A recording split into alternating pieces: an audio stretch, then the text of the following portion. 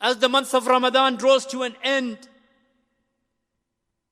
and you seek the forgiveness of Allah subhanahu wa ta'ala, you will have to pay your Zakatul Fitr. Because Zakatul Fitr is a purification and it is a sadaqah.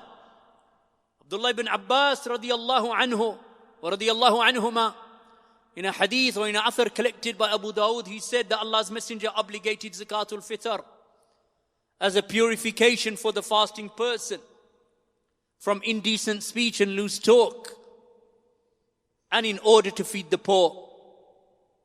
Abu Sa'id radiyallahu anhu, he said, we used to give a sa' of grain or barley or dates or dried curds or raisins, as occurs in the hadith in Bukhari. A sa', which is, if you take your two hands together and you cup them, 4 of those is 1 sa', 1 is a mud. So they used to give that, and that is equivalent in our times to 2.4 kilograms of a staple food, whether it be rice or grain or barley or dates. And this is what must be given to the poor. A Muslim pays it for himself and for whom he is responsible. If a person pays individually, then alhamdulillah. But you are responsible for your children and for your wife and for those who are your dependents, that you pay this sadaqatul fitr, and that you pay it in staple food. You do not pay it in cash.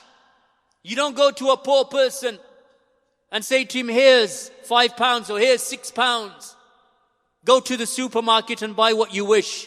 This is not Zakatul Fitr.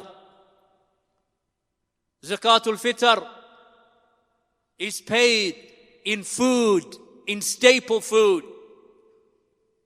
It is not paid in cash or in clothing.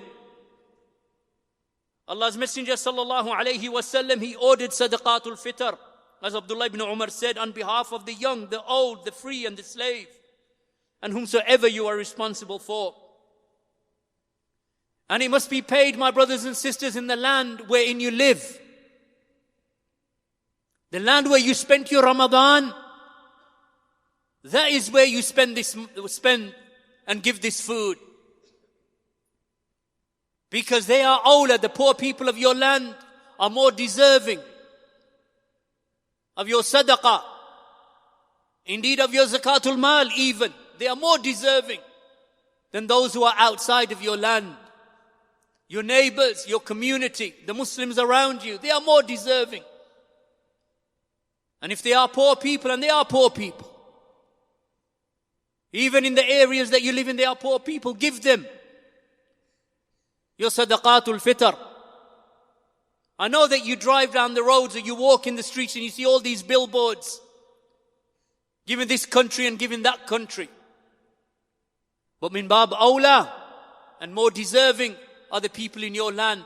If the people of your land have been sufficed and you have given to them and there's no one else to give to, then you may give to the nearest lands or you may give to other lands.